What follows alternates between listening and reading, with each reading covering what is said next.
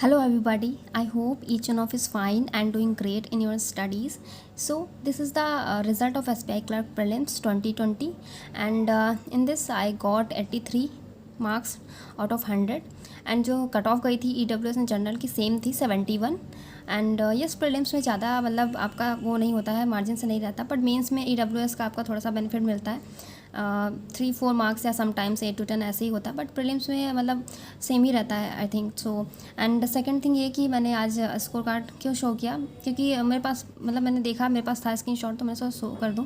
And काफ़ी लोग बोलने भी लगते हैं कि कभी कोई प्रीलिम्स मतलब क्लियर हुआ भी है या नहीं, सो उस डाउट को क्लियर करने के लिए मुझे स्क्रीनशॉट मिल गया था। सो एंड मैं ये बोलना चाहूँगी कि जैसे कि मेरे मार्क्स जो 83 रियल एग्ज़ाम में आए हैं, मेरे मॉक टेस्ट में कभी भी 80 या 70 भी नहीं आते थे, ठीक है। 2020 में मैं जब मॉक टेस्ट देती थी, अभी तो मेरे स्कोर मतलब ठीक ठाक आ जाते हैं, मतलब अच्छे आते हैं, ठीक है, सारे मॉक टेस्ट में। लेकिन 2020 में जब मैंने एग्ज़ाम दिया था, उससे जो भी मेरे मॉक टेस्ट वगैरह मैं देती थी, तो इतने अच्छे स्कोर्स नहीं आते थे।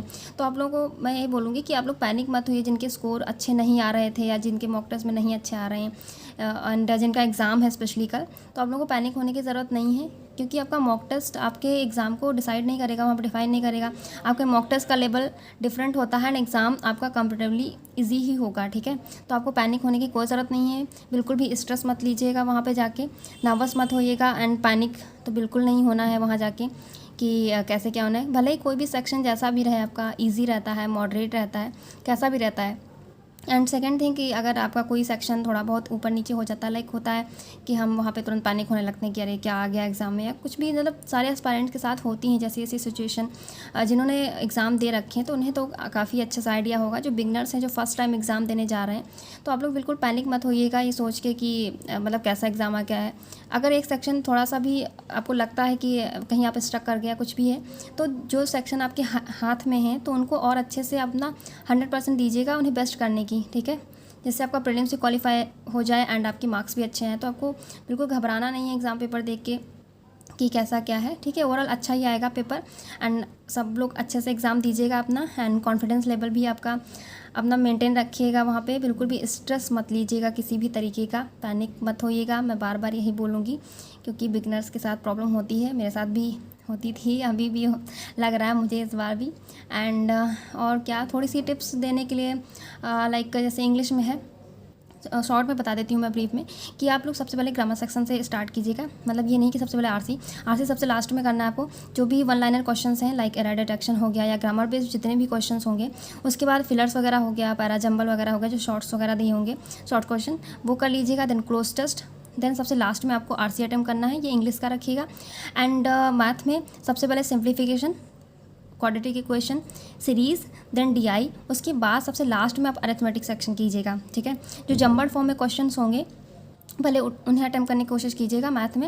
एंड देन थर्ड सेक्शन पे आते हैं हम रीजनिंग में। तो रीजनिंग में देखिए, जिनकी पजल स्ट्रांग है, तो आप सबसे पहले मैं यही सजेशन दूंगी कि आप पजल से स्टार्ट करिए, जिनकी कमांड है पजल में बहुत अच्छी, क्योंकि पजल स्कोरिंग पार्ट होता है, ठीक है।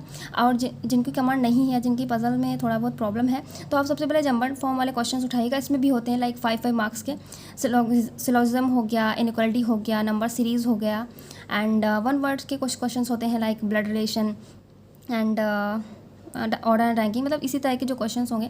तो पहले आप जंबर फॉर्म वाले उठाइएगा। एंड जो छोटी छोटी पजल्स आपको मिल जाती हैं, कभी कभी आ जाती हैं, जैसे ब्लड रिलेशन के 3-4 क्वेश्चंस होंगे एंड ऑर्डर एंड रैंकिंग के 2-3 क्वेश्चंस हो जाएंगे।